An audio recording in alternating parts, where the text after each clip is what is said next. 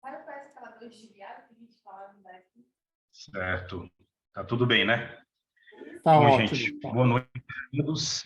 Vamos falar, então, de doença hepática policística, né?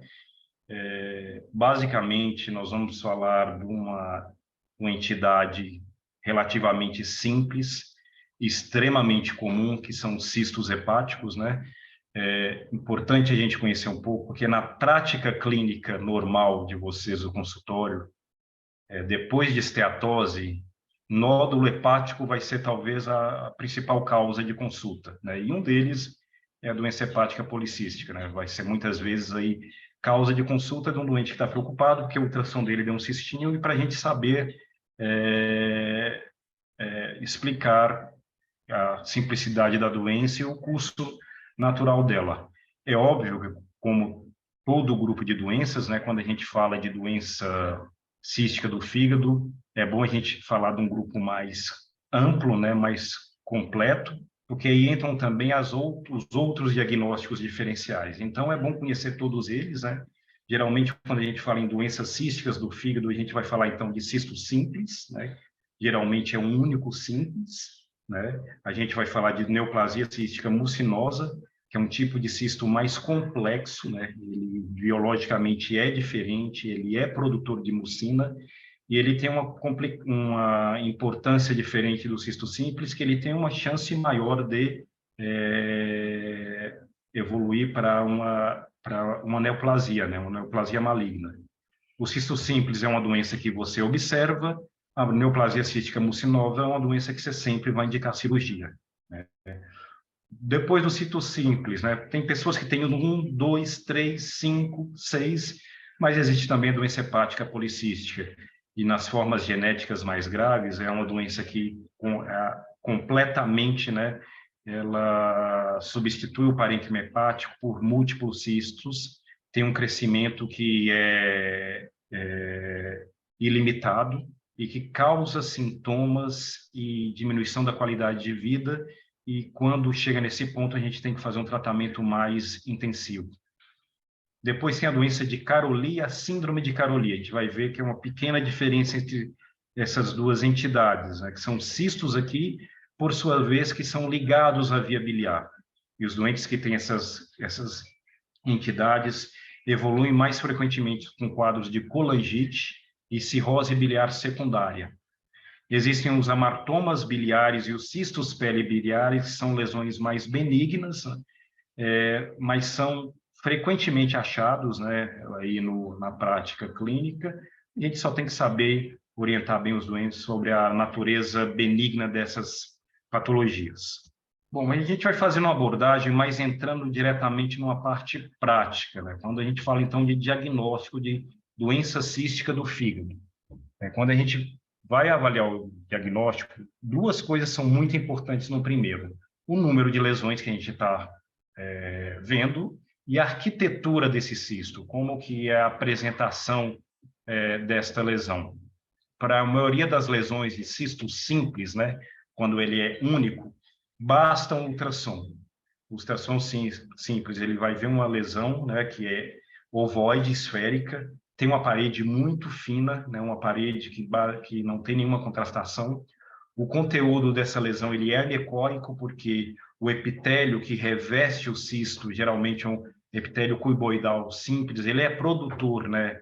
Ele é produtor, é um epitélio biliar, né? Então ele produz o líquido. E no ultrassom você vê um realce posterior bem forte, né? O ultrassom tem uma sensibilidade e especificidade de 90% para o diagnóstico do cisto simples. Tomografia e ressonância dificilmente eu vou precisar. Então, assim, na prática, o doente já chega com esse ultrassom feito, né? Porque o cisto simples, como a gente vai ver, ele é assintomático e muitas vezes basta só ele, sem mais nenhum exame, né? Aqui a gente vê, então, o ultrassom, a gente vê, então, uma lesão ovoide, né? O conteúdo, ele é anecoico, né? Ele aparece como escuro. Existe um realce posterior, né? Um hiperrealce. E isso aqui é bem característico. Essa lesão, quando a gente observa ela no microscópio, está aqui, né? É um revestimento cuboidal, né? Único, né? Um estroma bem fininho, e a produção produtor de líquido. Na tomografia, geralmente, essa imagem, né? Se a gente vê uma lesão única, às vezes a gente pode encontrar dessa forma, né, uma grande lesão, né, que acomete praticamente grande parte do parênquima hepático, né? Ela desloca estruturas portais, né? Tem uma parede fina sem realce. Já a doença hepática policística, quando a gente tem múltiplos cistos, aí as coisas já começam a ficar um pouco diferentes. A princípio da definição, essa definição ela é muito controversa, né? Quando que uma doença eu considero como cisto simples e quando eu considero como uma doença hepática policística. De uma regra básica, a gente pode usar que se um doente tem mais de 10 cistos, eu posso confortavelmente chamá-lo de doença hepática policística. Mas, geralmente, quem tem a síndrome cheia, né, com cistos no fígado e muitas vezes até com substituição renal também, você vai ter muito mais que 10, você vai ter centenas de cistos. Aqui, né, o diagnóstico pode ser feito por ultrassom, mas em algum momento, uma tomografia e ressonância vai ser necessário para a gente avaliar melhor esse paciente. Primeiro, para avaliar a distribuição dos cistos pelo parênquima hepático, saber se tem alguma compressão de estrutura portal das veias hepáticas. Mais importante, avaliar a quantidade de parênquima íntegro que esse paciente tem, né? Existem, dependendo dessa distribuição, vários tipos de classificações, mas na prática clínica isso é mais de interesse acadêmico de livro, né? Porque na prática clínica a gente não usa muito isso. E, na verdade, a ressonância é um pouco superior para a gente avaliar todas essas nuances aí do cisto simples, da doença hepática policística. Bom, a doença de Caroli.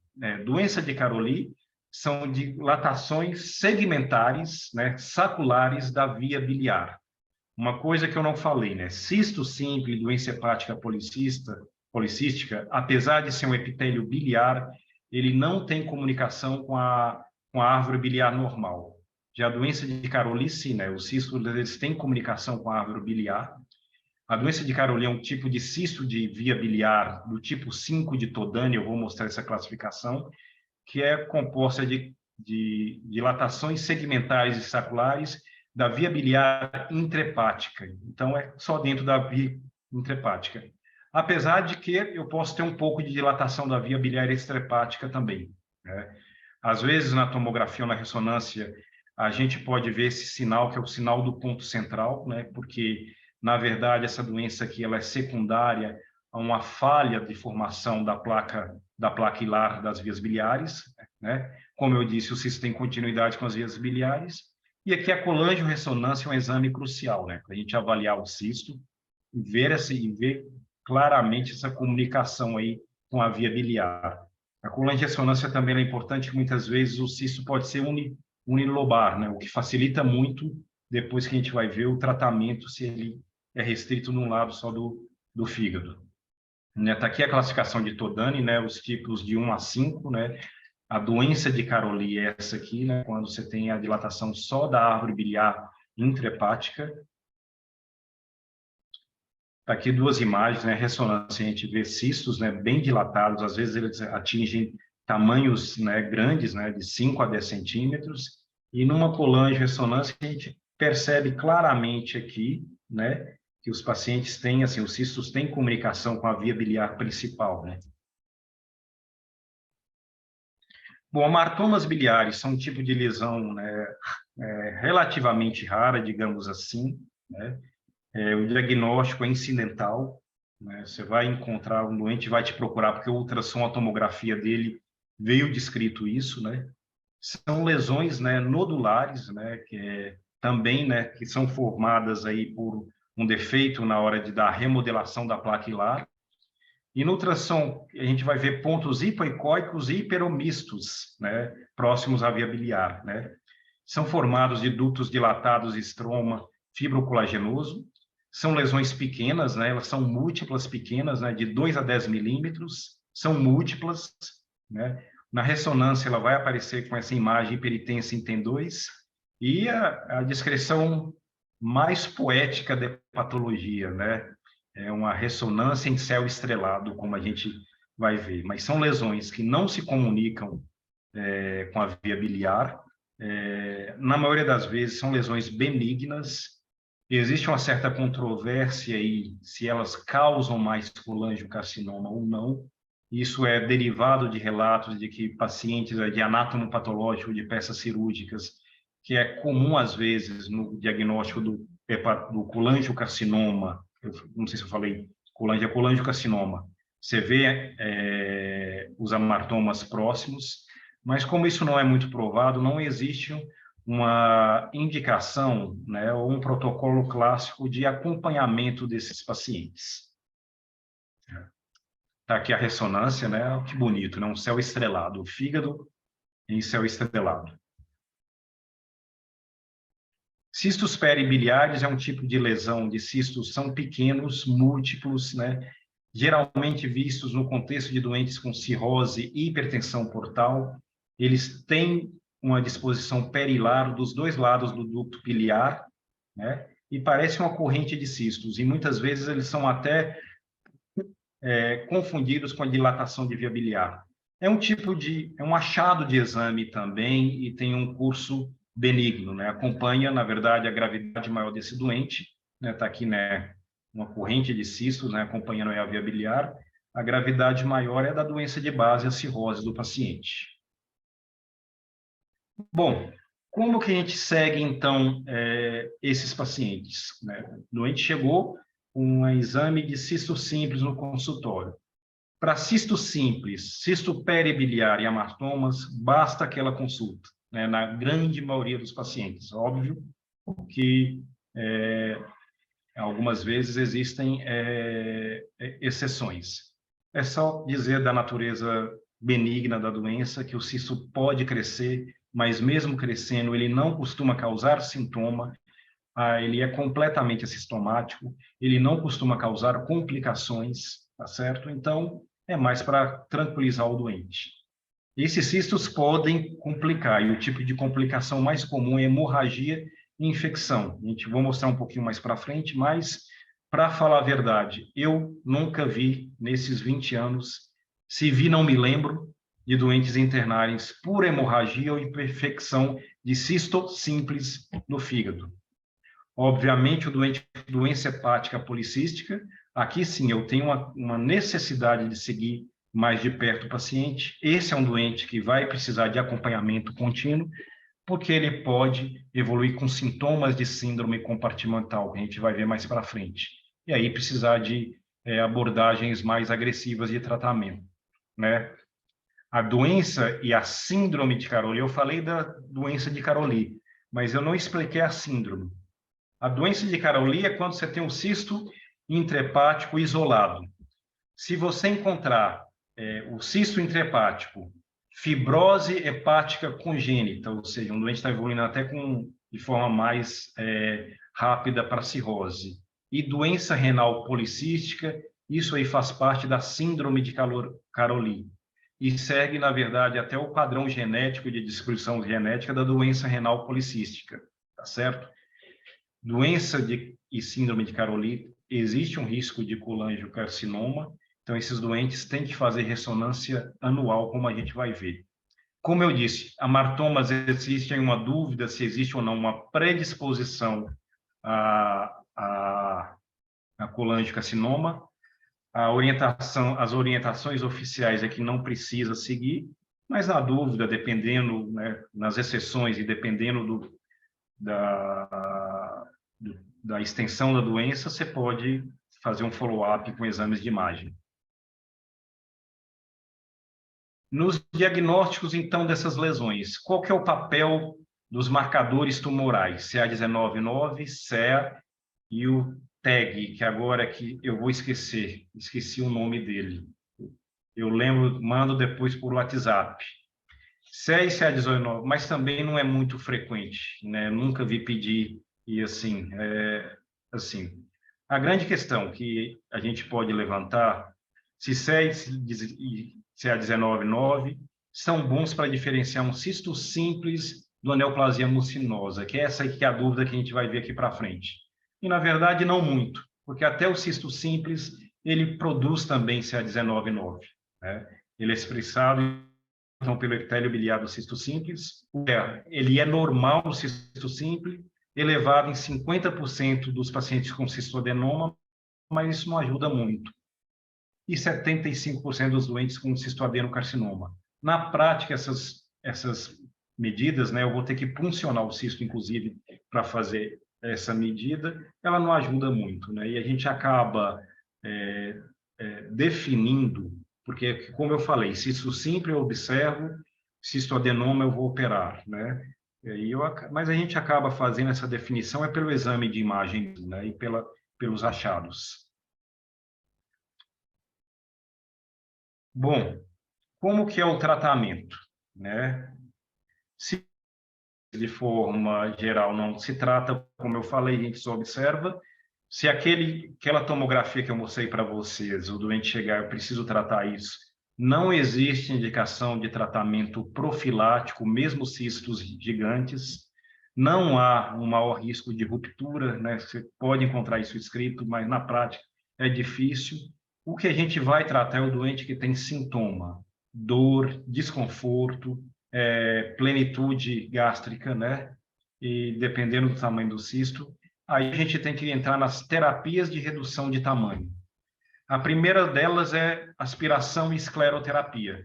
Eu punciono por radiologista intervencionista, aspiro o conteúdo do cisto, não adianta só aspirar porque ele refaz o líquido, e eu injeto etanol ou tetraciclina aí para fazer uma escleroterapia, né? Esse método é muito efetivo, né, para fazer o tratamento aí do cisto. Eu tenho que esperar alguns meses depois para repetir o exame de imagem para avaliar o resultado final. Ou então indico o que a gente chama de destelhamento cirúrgico. O que é isso? Eu entro, né, hoje em dia por laparoscopia é muito simples isso, eu furo, né, eu faço um furo aí do cisto sob visão direta e com elétrico eu tiro a tampa dele, né? Aí eu tenho que tirar um pedaço para o interior dele, né, o epitélio, ficar em contato livre com o peritônio, porque o revestimento do cisto vai continuar a produzir líquido, só que aí vai cair na cavidade abdominal e vai ser absorvido. Na minha experiência, até hoje eu tratei um doente com destelhamento cirúrgico. A grande maioria dos cistos é só acompanhamento. Como eu falei para vocês, né, gente, ruptura espontânea é muito rara e não justifica tratar. Cisto, apesar de raro, a gente tem que conhecer, né? Conhecer as outras complicações, né? Cisto infectado, né? Pode infectar, geralmente infecta por bactérias do trato gastrointestinal, Escherichia coli é a mais comum, é raro, né?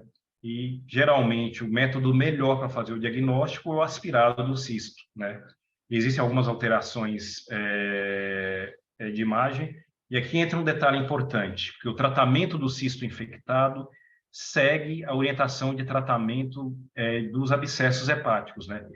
Tratamento por antibiótico, né? Quinolonas ou cefalosporinas de terceira geração por 4 a 6 semanas, né? Dependendo do quadro clínico do doente, está indicado drenagem, eu vou mostrar aqui para vocês, né?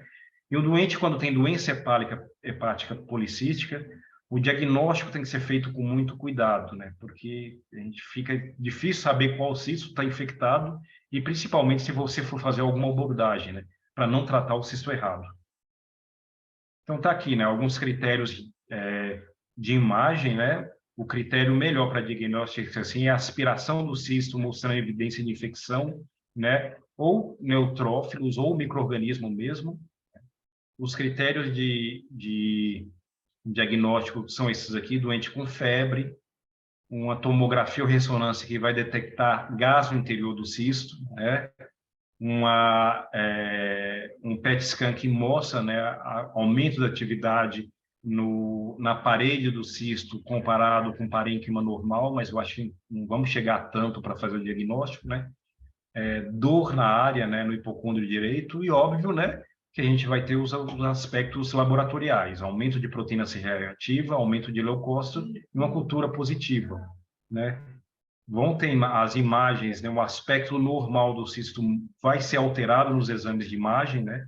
A gente pode ver debris, a gente pode ver a parede mais espessada, a gente pode ver uma hipertensidade na parede, na ressonância, né? E o aumento na captação aqui no PET scan. Então, assim, o aspecto normal do cisto vai estar alterado nos exames de imagem no ultrassom. E óbvio, assim, gasto interior do cisto é muito característico de processo infeccioso, né?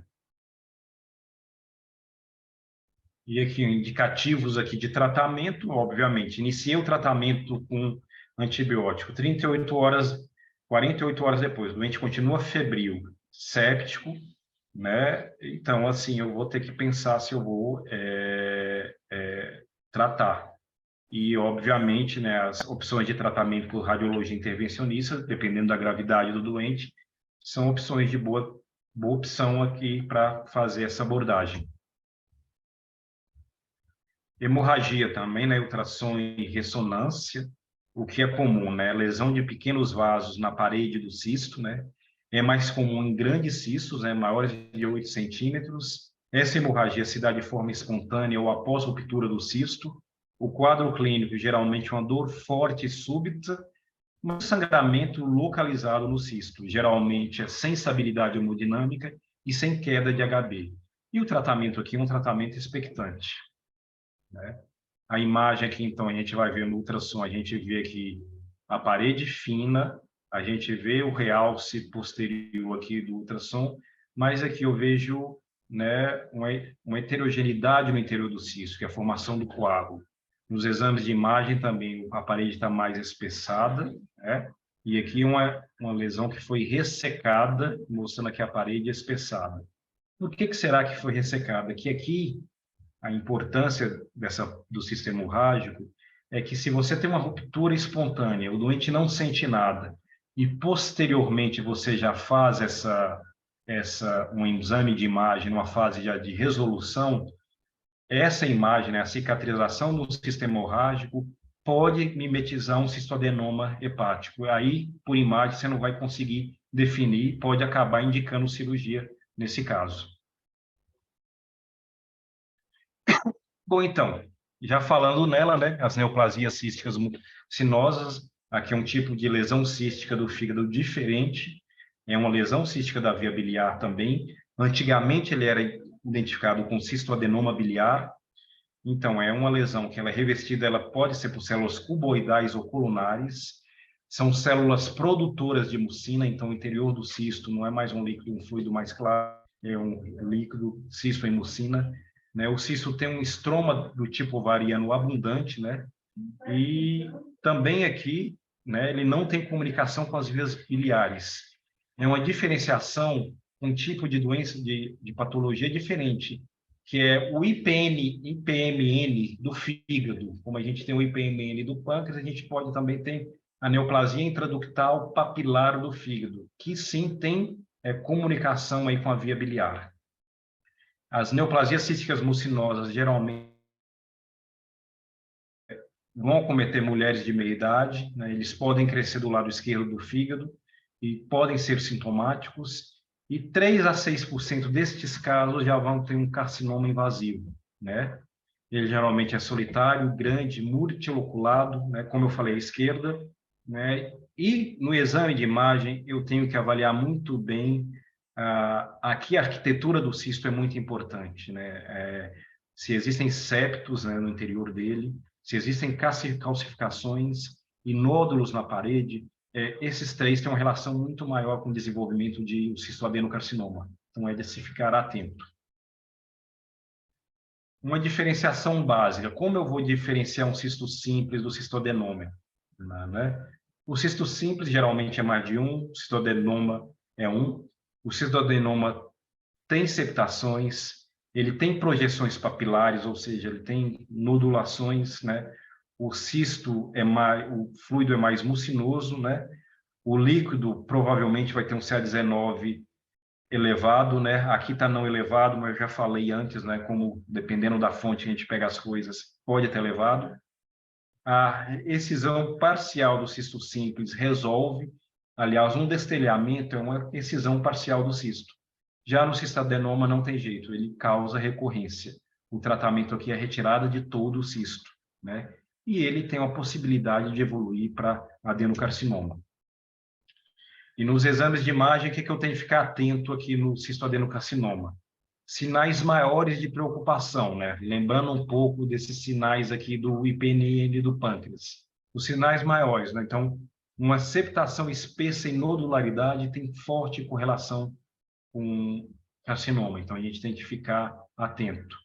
Sinais menores preocupantes, apesar de não ter dilatação, comunicação com a via biliar, ele pode comprimir, causar uma dilatação a montante, septações mais finas, hemorragia, alterações perfusionais e menos de 3 cistos coexistentes, né? Então, todos esses aqui são sinais de ficar atento de uma, já possível, um cistoadenocarcinoma ou de uma evolução aí desfavorável. Bom, tá aqui imagens, né, do cistoadenoma, né? Olha como é diferente. São 3 lesões, eu tenho septação. Eu não sei se vocês estão vendo aqui a bolinha minha, uma setinha. Estão vendo, né? Sim, sim, sim. Sim. Tá vendo? Tá bom, legal. Então, tem aqui a septação. Eu tenho aqui, né, as projeções papilares, né, ou nodularidades, né? A gente vê aqui na ressonância que a parede aqui é mais espessa, né? Você vê aqui que eu tenho aqui a septação. E aqui na imagem de uma peça, a gente vê um nódulo, né? Outra imagem de ressonância, outra diferença, existe realce aqui, a tomografia sem contraste com contraste, né? A septação teve uma captação de contraste também, né? É um sinal aqui que leva a gente a pensar mais em cistoadenoma, né? Por causa disso, né? E aqui o tratamento. Desculpa um pequeno erro aqui. É cirúrgico, né? Cistoadenoneoplasia cística mucinosa é igual ao tratamento cirúrgico, com remoção de toda a lesão, com cirurgia aberta ou cirurgia por vídeo, né? É uma doença que pode ter recorrência, principalmente se a lesão for maligna. Destelhamento não adianta, como eu falei, aí a gente vai fazer uma hepatectomia ou enucleação. Esse aqui é um caso que eu operei uns 5, 6 anos atrás, mais ou menos, né? Você vê, né, que era uma doença, eu comecei por vídeo, mas eu tive que converter que não, era no meio do fígado, né? Vocês veem aqui uma vesícula que saiu junto, pregada na peça, e na hora que a gente abre é justamente isso, é uma lesão espessa, né? Espessa, com projeções, e tá aqui, né? Neoplasia, o anátomo, né? Plasia cistimosinosa do fígado, né? E displasia de baixo grau, né? Isso aqui, com o tempo, evolui para moderado e alto grau carcinoma, né? Então, isso aqui precisa acompanhamento. Inclusive, essa paciente sumiu, né? Não voltou mais em consulta, né? O problema de doentes operados. Bom, passando agora, então, falamos do cisto simples, falamos das neoplasias mucinosas, vamos entrar um pouco agora na doença hepática policística, ou seja, aquele doente que tem múltiplos cistos e é um doente, então, que não basta dar um diagnóstico, uma orientação inicial, é um doente que a gente vai ter que fazer o acompanhamento. Primeiramente, um doente que tem doença renal policística, ele não tem uma indicação clara assim, de ficar fazendo exames do fígado com frequência. Essas doenças, elas de cara, elas já vão ter os fenótipos já claros delas, né? A questão do fenótipo a gente vai mostrar mais para frente, que dependendo do fenótipo, né, como a doença se apresenta, muda um pouco aí a conduta, tá certo? Mas esse é um doente que a gente vai ter que acompanhar, da doença hepática policística, e acompanhar pelo aparecimento de sintomas. Quando a gente fala sintoma, a gente aparecimento de dor pelo crescimento do fígado, né? Se os sintomas aparecerem, assim, é importante aqui fazer volumetria do fígado. É difícil, às vezes, os exames darem uma volumetria exata, porque são lesões muito heterogêneas, mas, assim, depois, desculpem o erro de português, aliás, eu aceitei essa aula muito rápido, viu, Rafa? Eu devia ter deixado mais para frente. Eu fiz a aula... Tá ótimo, tá ótimo. Mas, assim, depois que a doença está em desenvolvimento, a gente pode ter crescimentos, eles variam de 1,8% a 4,8% do crescimento dessa volumetria do fígado em 6 meses a 1 ano. Então, a gente tem que ficar de olho, né? Exames em todos os familiares, às vezes é um pouco controverso, mas lembrar que essa é uma doença autossômica recessiva, ou seja, tem 50% de chance das pessoas terem, né? Eu tenho, por exemplo, uma doente agora que a família dela tem muitos, né? Tios, irmãos, né? Tem vários que têm o mesmo problema.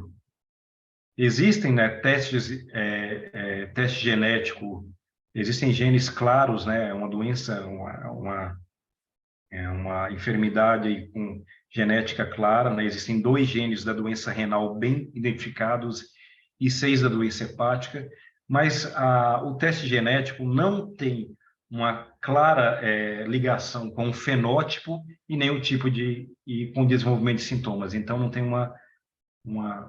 um fundo muito prático, né? A volumetria é um marcador prognóstico, né? Quando a gente começa a fazer, principalmente doente com sintomas, é melhor fazer de forma reiterada. E os cistos, eles têm aumento principalmente com idade e principalmente com mulheres, que a gente vai ver tem uma forte relação aí com a parte hormonal, né? E a doença renal policística, 20% vão ter a doença hepática policística também. Então, a gente tem que ficar de olho nessas relações. O que acontece com o crescimento do fígado? Dor, empachamento, desconforto, né? Tem doentes assim, um tipo de desconforto que uma doente minha dizia. Ela falava, eu não consigo mais amarrar meu sapato, porque eu não.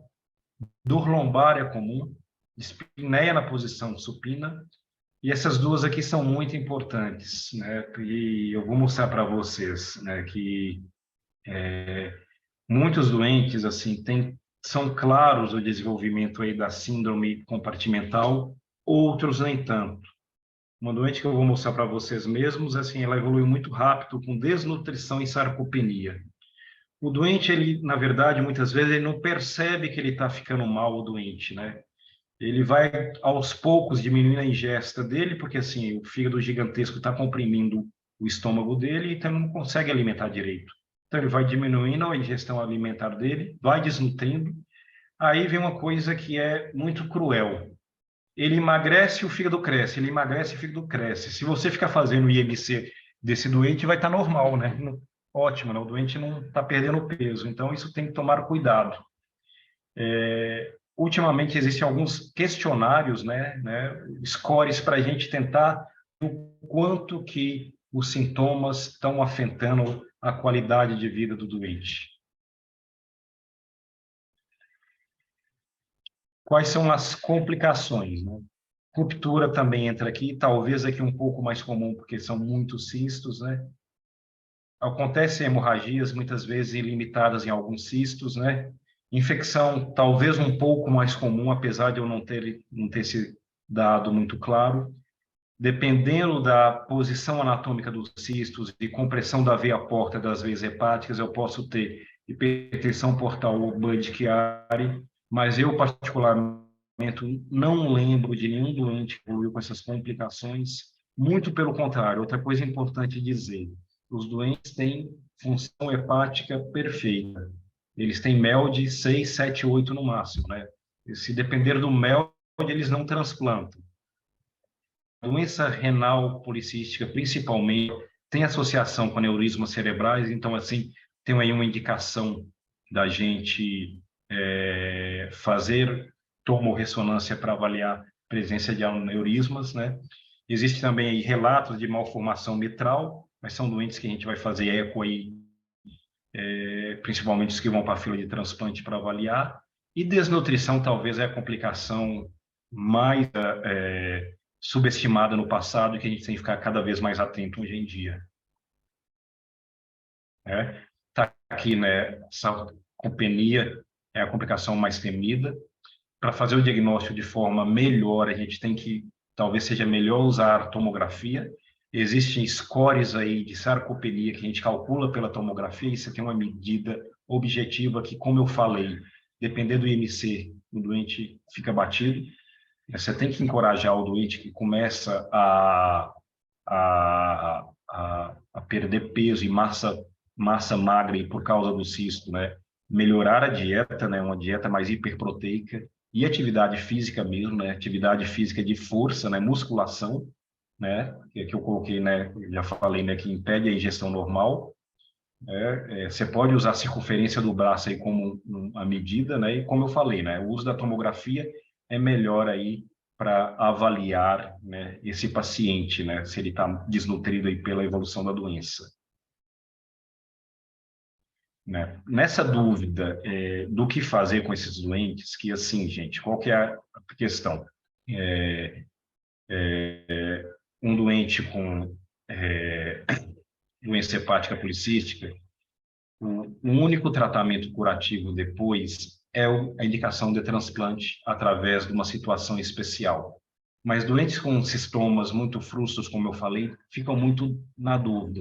Então, existem hoje scores, né, que ajudam a gente a medir a gravidade desse doente. Um deles é esse aqui, né, POLCA, né, é um score, né, que a gente vai jogando aqui. Eu já fui para a fase final dele aqui, e você vai perguntando ao doente, avaliando, né, a percepção da doença dele, se ele tem sintomas de refluxo gastroesofágico, o impacto na alimentação e a percepção do fígado aumentado. E dependendo aqui do que ele pontuar, eu jogo nessa tabela aqui para avaliar se meu doente está mais próximo do doente que não tem indicação de transplante para o doente que tem indicação de transplante. Então, assim, a gente tem né, tá aqui, né, a referência, a gente tem aí essas ferramentas que ajudam a gente aí a definir melhor o doente para encaminhar ele ou não para transplante. Deixa eu voltar aqui minha apresentação, só um pouquinho, o computador está meio lento. Pronto. Por exemplo, essa é uma doente típica minha. Ela não tinha dor abdominal, né? Eu acompanhei ela durante muito tempo. É uma doente renal crônica, né? Ela chegou a ter, tem imagens aqui, ela chegou a fazer nefrectomia de um lado por complicações do rim, né? Essa doente aqui, ela chegava no consultório, ela falava que não conseguia abaixar para amarrar o tênis, mas ela não sentia muita dor, não tinha dor. Mas olha só o grau de desnutrição dela. Depois de um tempo que eu me convenci que ela estava muito desnutrida, eu pus ela na fila, só que ela acabou falecendo antes de fazer o transplante. Então, assim, às vezes uma decisão clínica melhor, né? Você aprende um pouco, né? Você tem que diferenciar. A síndrome compartimental não é só dor e desconforto. Você tem que colocar todos esses sintomas, né? Avaliar, né? Aí, nada melhor do que vocês clínicos para entender, né, a sintomatologia do doente como um todo, para fazer indicação melhor de tratamento. Às vezes, está aqui na polca de novo, eu já coloquei, esse aqui é o começo dele, né? A gente põe o sexo, o tipo da doença, peso, altura e volumetria, aí sim você começa a discorrer sobre os sintomas. Tratamento, então, né? 80% dos pacientes que têm doenças sintomáticas são mulheres. Então, a primeira ideia, eu não vou usar hormônios femininos, seja reposição, seja hormônios anticoncepcionais, porque existe uma relação forte de hormônios, principalmente de mulher na fase fértil, com piora da lesão, né, independente da causa, né, genética. Mulheres, então, têm progressão precoce mais rápida e com maior necessidade de transplante, né? E outra coisa também que foi observada, a doença estabiliza na menopausa, né? E esse efeito não ocorre nos cistos renais, é um problema específico do fígado. Então, aí evitando os anticoncepcionais orais, né?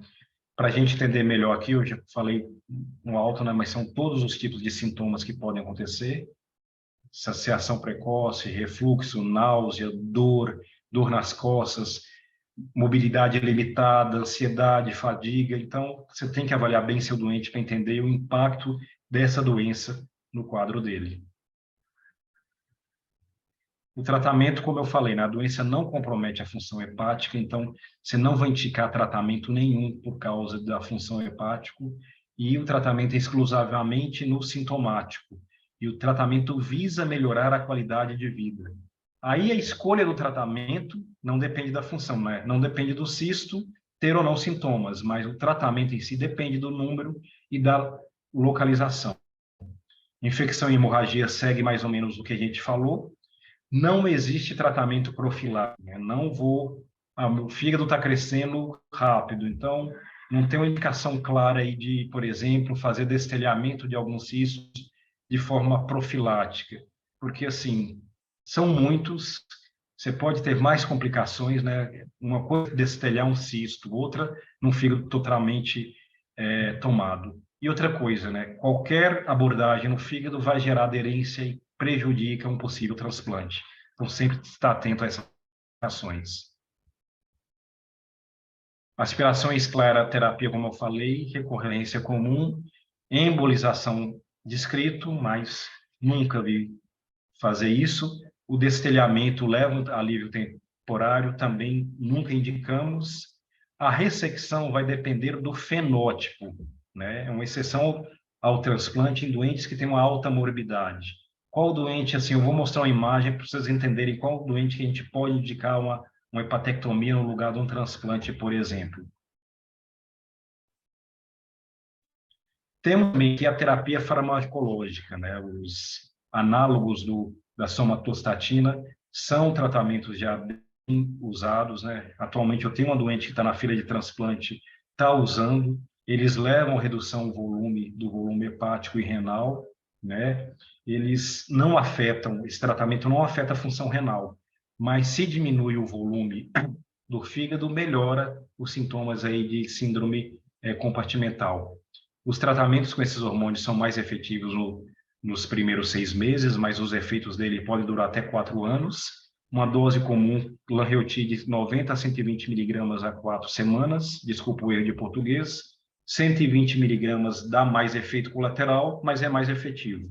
Geralmente, né, as mulheres abaixo de 48 anos são melhores tolerados, e efeitos colaterais, esteatorreia, coleritíase, hiperglicemia e alopécia. Aí é escolher, né? Dependendo do doente, geralmente é bem tolerado e dá para, sim, reverter alguns desses efeitos colaterais. Está aqui, né, um apanhado aqui de trials clínicos, né, mostrando aqui pacientes tratados, né, com inibidores aí de somatostatina, lanreotide, otrelotide, e a gente vê que tem uns efeitos bons aqui, né? Diminuição, assim, pode chegar a 5%, né? Esses aqui até melhor, né? Em torno de 5% do volume hepático. O que, para um doente que não tem, por exemplo, uma perspectiva de transplante, né? Muito fácil, é uma saída excelente e, às vezes, 5% de diminuição aí no tamanho do fígado já diminui bastante aí a sintomatologia. Outros tratamentos descritos, rapamicina, ursacol, podem diminuir, mas não são meio controversos, então, assim, são off-label. Eu coloquei aqui o tolvaptan, que é um tipo de um inibidor aí do hormônio antidiurético, que é usado, na verdade, para barrar a doença renal policística. Não existe uma indicação para uso na doença hepática policística. E, na verdade, o tolvaptan causa efeito colateral no fígado. Eu tenho uma doente, por exemplo, na fila que piorou muito, tentou usar o tolvaptan para segurar a doença renal e teve aí efeitos colaterais piores para o fígado. Transplante, então, né? Falando da minha área específica, é o único tratamento curativo. Obviamente, a gente vai aos casos mais graves, mas sejam sábios em ver qual caso é grave, né? Os doentes geralmente ganham uma situação especial, né? São exceção ao MELD, né? Os livros falam que tecnicamente é difícil, né? Sou eu que sou ingênuo ou muito bom, na verdade, eu sempre acho um transplante muito fácil de fazer, e eu já vou mostrar por quê. Então, eu vou falar que não é nem melhor nem pior, é só diferente de se fazer. E muitas vezes vai ter uma situação que vou ter um doente com doença hepática policística, insuficiência renal. Então, ele vai com a doença, um transplante conjugado, né, ao mesmo tempo. Como que funciona? O doente entra na fila do fígado, né, em situação especial, ele transplanta rápido. E o doador que der o fígado, dá um rim para ele também, né? Você pode fazer ao mesmo tempo, que é a forma mais comum. Você pode colocar o rim numa máquina de perfusão e implantar depois. Você pode fazer só o transplante do fígado e fazer um intervivo depois, se o doente de rim, se o doente tiver o doador. Mas habitualmente, se você aproveita, porque essa colocação?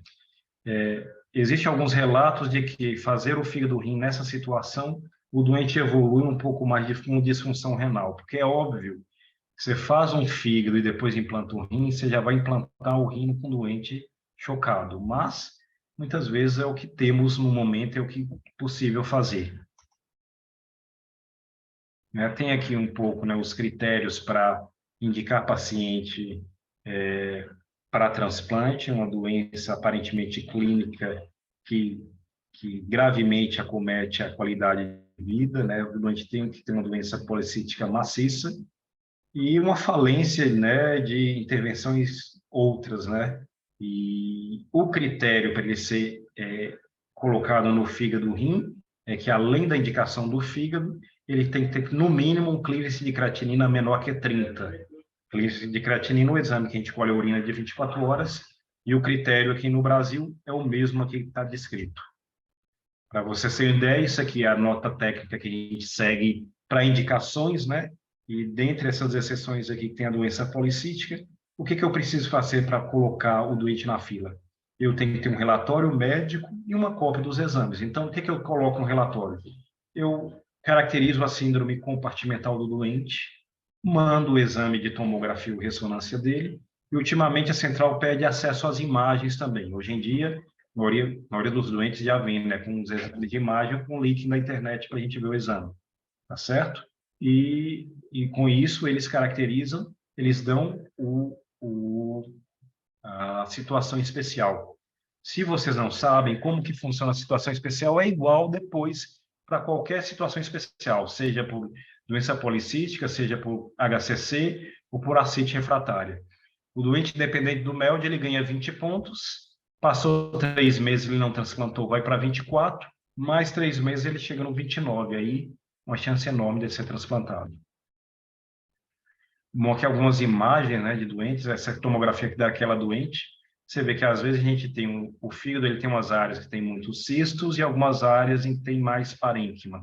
E aqui do lado a gente vê a doença renal bem caracterizada também, né? Então, assim, né? Olha o espacinho que sobra para as alças, né? Fica comprimido entre os dois rins e o fígado em cima. Uma imagem aqui também que vê bem, né? Doença renal policística e hepática policística.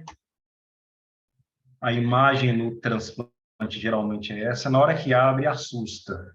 Mas, assim, o que eu falo da facilidade é que o hilo, a doença é no parênquima do fígado. O hilo é completamente normal e fácil de dissecar aqui no transplante. Né? Geralmente o que a gente faz aqui, a gente vem aqui, aborda o hilo, né? Já liga todas as estruturas do hilo e parte para tirar o fígado. Nessa hora, um macete muito importante ser feito, eu furo a maioria dos cistos, né? O fígado está difícil de mobilizar, eu vou furando os cistos até facilitar, porque nessa mobilização pode lesar a veia hepática e aí você tem um sangramento muito difícil, porque de cara assim você não consegue nem tirar esse fígado do lugar, né? Um exemplo outro aqui, esse fígado aqui pesou 5 quilos. Essa aqui foi a última doente que a gente fez, olha a imagem do abdômen dela, né? Fígado bem grande. E tá aqui eu com o fígado dela, né? Esse fígado pesou 11 quilos, mas eu já tinha aspirado 5 litros dele antes de tirar, né? Então ele devia chegar próximo aí dos 15 quilos, esse fígado. E aqui, gente, uma imagem interessante que mostra os diversos fenótipos que a doença pode atingir e que tipo de doença que há tratamento. Por exemplo, pequenos cistos pequenos para médios numerosos é o tipo de doente que eu posso usar aqui os análogos de somatostatina, né? 5% de diminuição aqui do fígado desse doente é que talvez seja passível de segurar ele durante uns 3 a 4 anos aí sem transplante. Um único cisto grande, né, com outros menores, aqui a gente pode fazer aspiração, né? Grandes cistos superficiais, aqui a gente pode fazer o destelhamento. Um paciente que tem cistos mais localizados de um lado, num segmento, um lobo do fígado, por exemplo, aqui mais à esquerda, e eu posso fazer aqui a ressecção. E geralmente o doente que vai para transplante é esse aqui, né? Aquele em que o fígado inteiro está praticamente aí tomado pelos cistos. Aconselhamentos genéticos existem, né? Mas existe uma dúvida aí, como eu já falei anteriormente, na viabilidade disso. Nós estamos dando aí 1 hora, eu vou mais rápido aqui agora. Só falar rapidinho do tratamento da doença e da síndrome. Lembrando, doença é quando eu tenho a dilatação cística isolada. A síndrome é quando essa dilatação cística se junta à fibrose hepática congênita e doença renal policística, né? Como eu falei, isso é uma má formação da placa ductal, né? Tem uma falência na remodelação. A gente pode ter uma dilatação até de 5 centímetros, é o tipo 5 aí de Todani, né? A dilatação extracelular é vista. A fibrose hepática, doença renal policística, né? No contexto da síndrome de Caroli, e que leva a cirrose e hipertensão portal. Qual que é o problema aqui? Primeiro, risco de colangiocarcinoma de 7% de incidência. Então, esse é um doente que você tem que fazer um screening com CA19-9, tem que acompanhar aqui a curva, tem que fazer as colangiorressonâncias de forma mais frequente, né? A orientação que ele é cada anual, mas dependendo da situação, né? Por exemplo, né, o screening do fígado a gente já faz a cada 6 meses, né? Não sei se era melhor fazer aqui um screening mais frequente, né? A cada 6 meses, mas ficar muito atento. E por que causa colangiocarcinoma, né? A gente acredita pela que a presença do cisto leva à disfunção da via biliar, leva a estase biliar, formação de cálculos intrabiliares, né?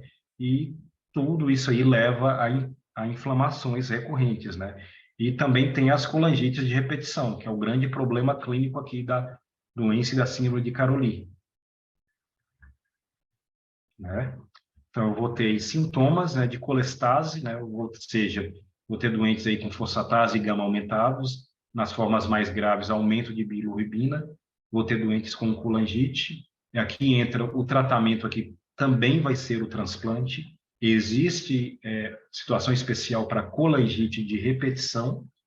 Tratamento clínico vai ser o tratamento da colangite, desculpa o erro de português, né, o tratamento com antibiótico, né? Ursacol em todos os doentes, começou a ter alteração aí da função dos exames da fosfatase gama, você vai usar, iniciando a dose de 13 a 15 miligramas por quilo, né? Esses doentes pela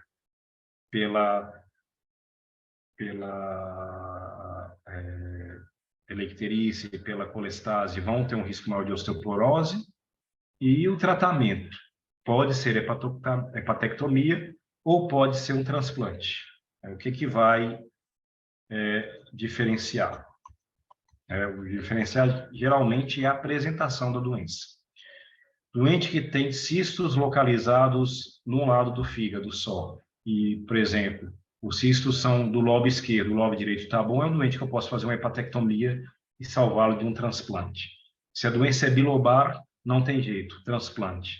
Se o doente tem colangite de repetição, transplante. Ou se ele evolui para uma cirrose biliar secundária, aí também não tem jeito, eu vou precisar de transplante. Bom, se não está passando para frente é porque eu acho que essa aula acabou. Era o que eu tinha para falar aí para vocês de todo o espectro aí de doença hepática policística.